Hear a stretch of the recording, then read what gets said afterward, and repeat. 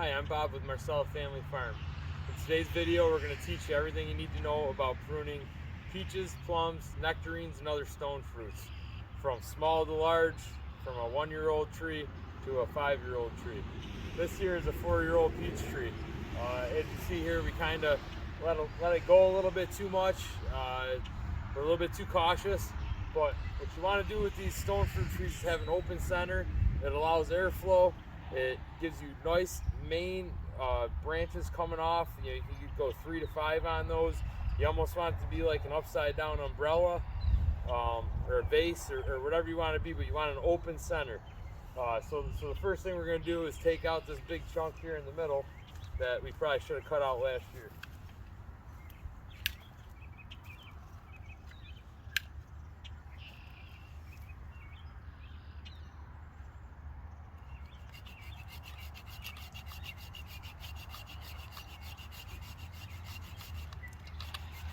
We're trying to cut that as flush as we can with the collar.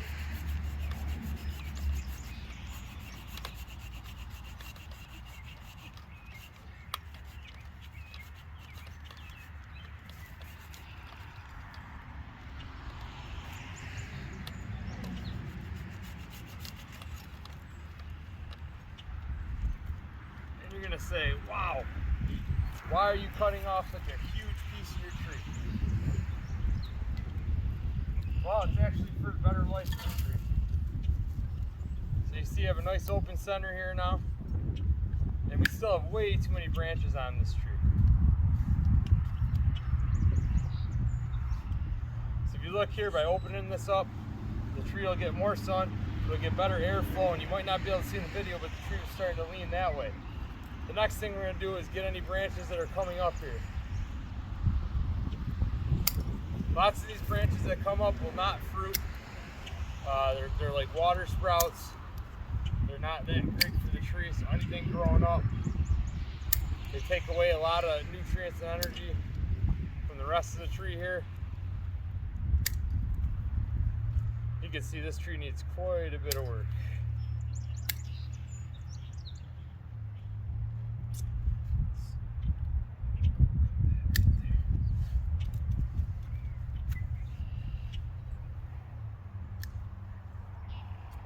You always want to cut with your buds going down so that the tree continues to grow out.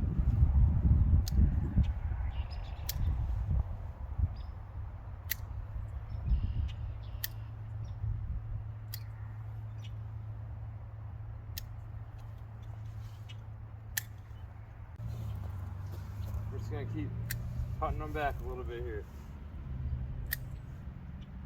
Keep promoting the outward growth.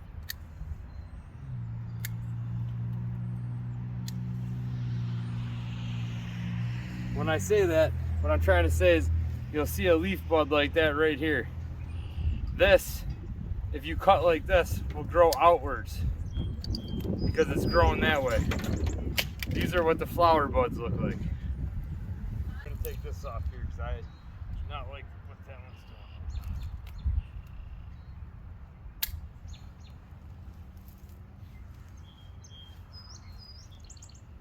doing. And I think this looks pretty good. So you're probably looking at this and you're like, holy crap, you cut off half of that tree. It's okay, it's actually better for the tree. You might think you're hurting the tree, you're not hurting the tree. Don't be hesitant to prune your fruit trees. It promotes fruit growth, it's good for the tree, it also promotes leaf growth. It's very important that you prune your trees. It actually is what keeps them going and keeps them healthy. So this is a bigger tree. We'll take you over and we'll show you how to do this with a smaller tree and how you get it to start having an open center. Here we have a 3-year-old nectarine. We didn't prune this last year and you can kind of see what happens when you don't prune. Nothing that you can't save at this point, but it does make it a little bit more difficult. The one positive is we have a lot of branches to choose from here. So like I said, when you're pruning fruit trees, don't be scared. You got to be willing to take off big chunks of the tree to get what you want. So we're going to start off by taking off this double central leader here that shouldn't be on the tree.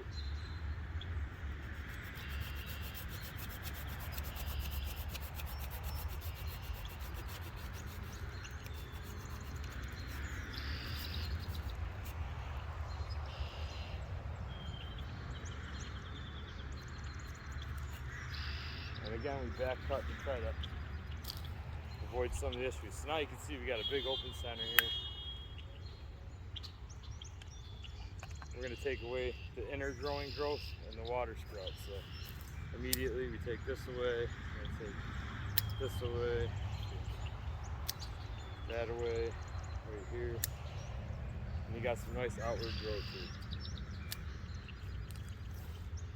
You're going to look for these buds pointing away at us here. That'll help us determine where to cut to promote the tree to grow where we want it to grow. Again, here it came up. We're going to cut. We're going to cut right here to give it 2 chances to go out here, just in case one of those decides to die. Same thing here. That's growing up. We will take these outward growing branches right here and let it continue. Not liking the upright growth on that, or this, or this. Always remove the dead wood. Not too many water sprouts on this tree.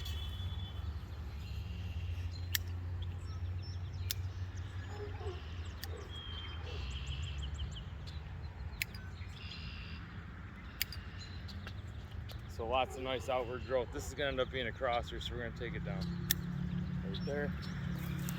Same here, we want to keep promoting this outward growth, so we're going to take a cut right here, take a cut right there. Now, we don't want this many branches coming off the tree. We're going to call that 1. This is 2. I kind of like this to be the 3rd. This one here I'm thinking is a little too low, so we're going to take that off. Then we're going to cut some more outward growth here. And because it is a small tree, I'm going to let it have a few extra limbs here and see which ones end up turning out best. And we'll take those and we'll knock this down to a smaller amount of branches. So right now we got 1, 2, 3, 4, 5, 6. We want to add 4 to 5.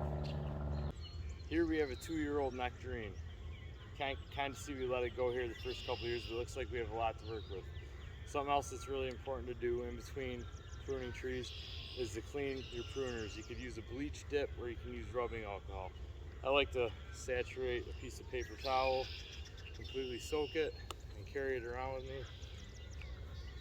And give the blade a good wipe every time. That way you don't spread disease between each tree.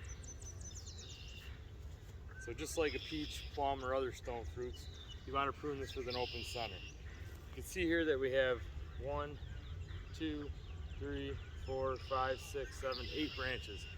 You really only want 3 to 5 branches here. I kind of like the ones that are lower down here. So what I'm going to do is take this off right here.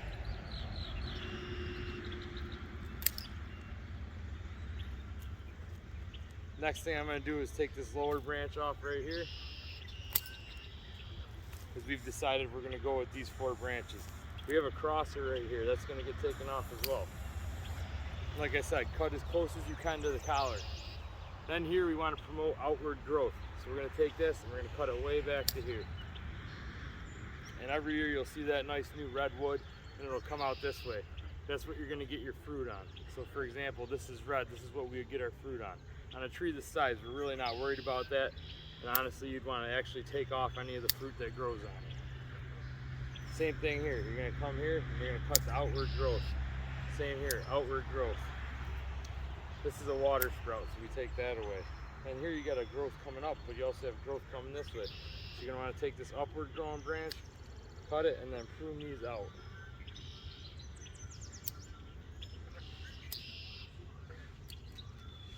It's a lot easier when you have a smaller tree. You're going to cut this all the way back to here. It's another one that we don't like, but we do like the one that's coming out here. So we're going to cut that back.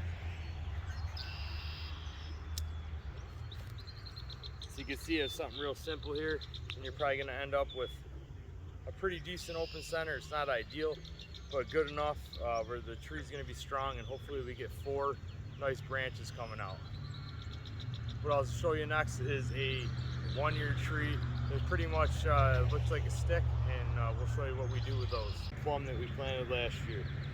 It didn't really grow the way we liked it. It looks like we have some die off on the tip end, the ends of some of these branches. So we're actually going to start this tree all over. We're going to look at this tree right here. We're going to see some die off here, some die off there, and we're going to take her all the way back to right here. We're We're gonna get rid of that top and we're gonna let it start over.